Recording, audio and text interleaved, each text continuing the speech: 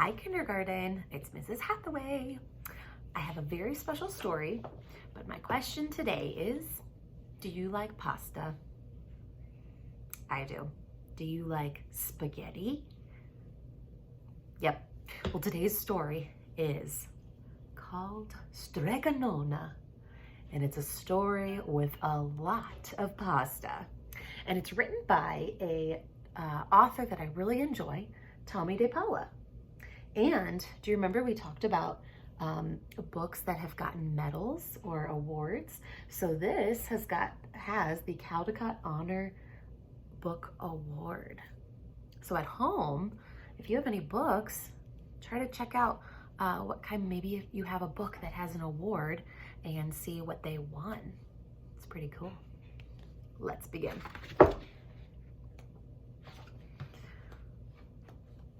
All right. Strega Nona.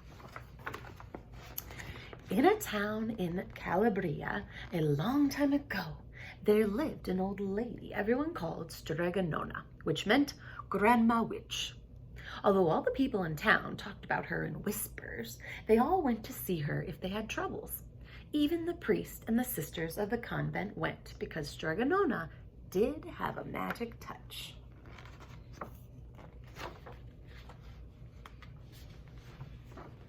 She could cure a headache with oil and water and a hairpin.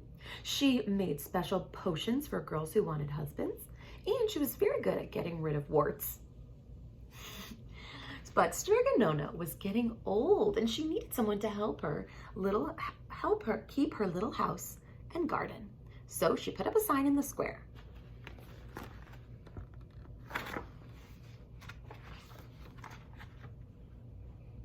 Sorry, pages are sticky.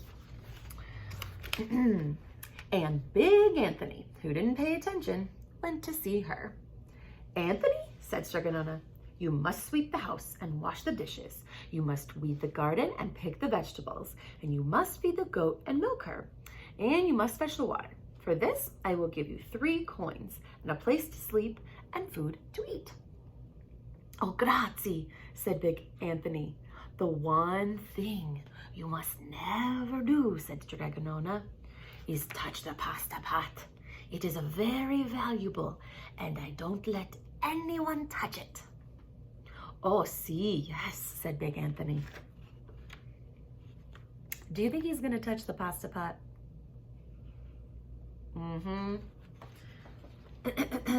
And so the days went by. Big Anthony did his work, and Strega Nona met with people who came to see her for headaches and husbands and warts. Big Anthony had a nice bed to sleep in next to the goat shed, and he had food to eat. But one evening, Big Anthony was milking the goat. He heard Strega Nona singing. Peeking in the window, he saw Strega Nona standing over the pasta pot.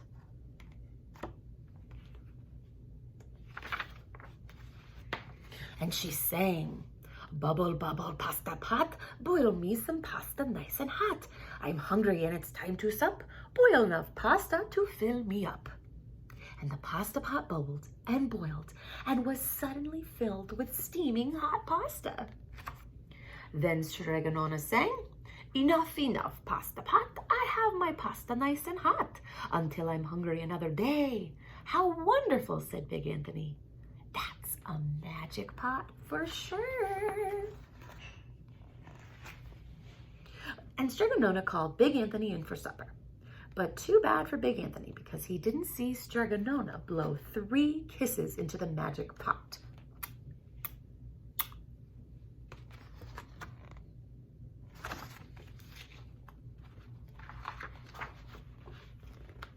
And this is what happened. The next day, when Big Anthony went to the town square to fetch the water, he told everyone about the pasta pot. And naturally, everyone laughed at him because it sounded so silly. A pot that cooked all by itself? "You'd better go and confess to the priests, Big Anthony," they said. Such a lie. And Big Anthony was angry, and that wasn't a very good thing to be. "I'll show them," he said. "Someday I will get the pasta pot and make it cook, and they'll be sorry." Well, that day came sooner than even Big Anthony would have thought, because 2 days later, Strega Nona said to Big Anthony, "Anthony, I must go over the mountain to the next to see my friend Strega Amelia. Sweep the house and weed the garden, feed the goat and milk her, and for your lunch there's some bread and cheese in the cupboard. And remember, don't touch the pasta pot." "Oh, yes, yes, Strega Nona," said Big Anthony. But inside he was thinking, "Oh, my chance had come." Do you see the little bubble? He's thinking about the pasta pot. Do you remember that word, temptation? Do you think he's tempted to disobey her orders?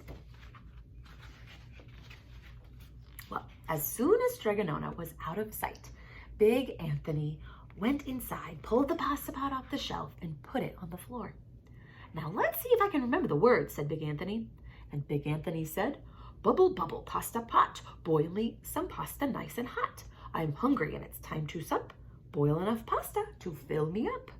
And sure enough, the pot boiled and boiled and began to fill up with pasta.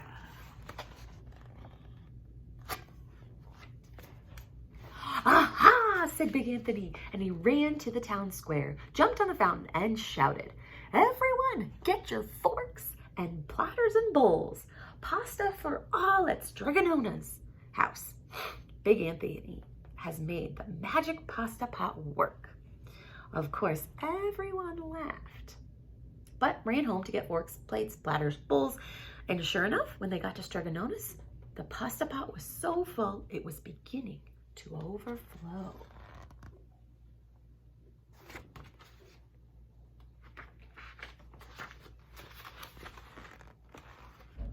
Big Anthony was a hero, and he scooped out pasta and filled the plates and platters and bowls.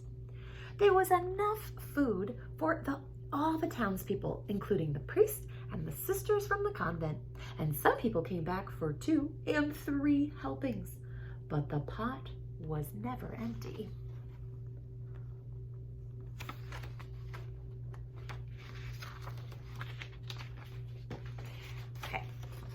When all had their fill, Big Anthony sang, "Enough, enough, my pasta pot. I have my pasta nice and hot. So simmer down my pot of clay until I'm hungry another day." But alas, he did not blow those 3 kisses. So what do you think's gonna happen? Think about it. He went outside, and to the applause of the crowd, Big Anthony took a bow. And he was so busy listening to compliments from everyone that he didn't notice the pasta pot was still bubbling and boiling. Until a sister from the convent said, "Oh, Big Anthony, look!" And the pasta was pouring out of the pot all over the floor of Strega Nona's house and was coming out the door.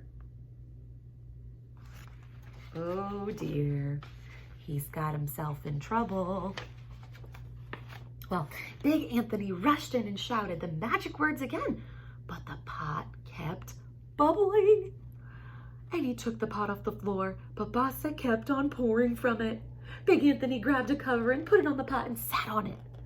But the pasta raised the cover, and Big Anthony as well, and spilled on the floor of Strega Nona's house. What is he going to do? And what happens when Strega Nona finds out? "Stop!" yelled Big Anthony. But the pasta did not stop. And if someone hadn't grabbed poor Big Anthony, the pasta would have covered him up. The pasta had all but filled the little house. Out of the windows and through the doors came the pasta, and the pot kept right on bubbling. The townspeople began to worry. "Do something, Big Anthony," they shouted. Big Anthony sang the magic song again, but without the 3 kisses, it did no good. Big Anthony sang and sang. By this time, the pasta was on its way down the road, and all the people were running to keep ahead of it. Here it comes. What should they do? Do you think they should just keep eating it? "We must protect our town from the pasta," shouted the mayor. Get mattresses, tables, doors, anything to make a barricade. And if you're wondering, the word barricade means something like a structure to block something else. But even that didn't work. The pot kept bubbling and the pasta kept coming. Do you see they tried to make a barricade to stop the pasta? But did it stop? I don't think so. I think they need some sauce on their pasta. Do you think so? We're all lost, said the people, and the priest and the sisters of the convent began to pray. The pasta will cover our town, they cried. And it certainly would have, had Strega Nona not come down the road home from her visit. She didn't have to look twice to know what had happened. Do you think she's going to be angry? Do you think she's going to help? Let's find out.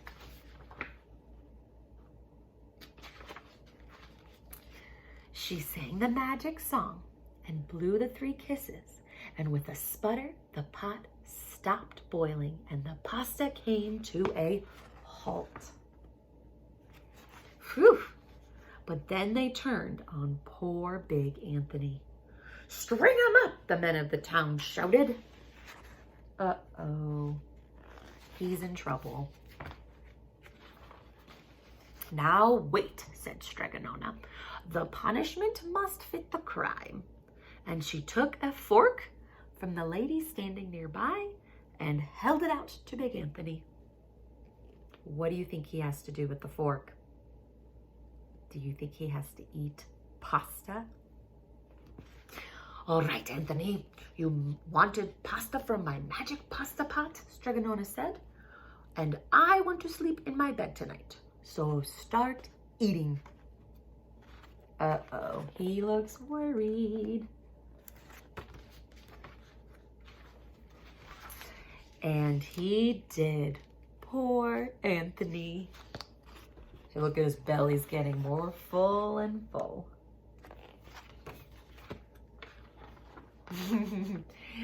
Oh, poor Anthony. He must have eaten it all. But at least Strega Nona can sleep in her house. The end. Now that was a silly story. Stories like that make me think of maybe folk tales that may have a meaning behind it. What do you think the author was trying to tell us? Do you think it was about temptation? Or maybe it was about being careful what to wish for? That's a very common theme in a lot of folk tales.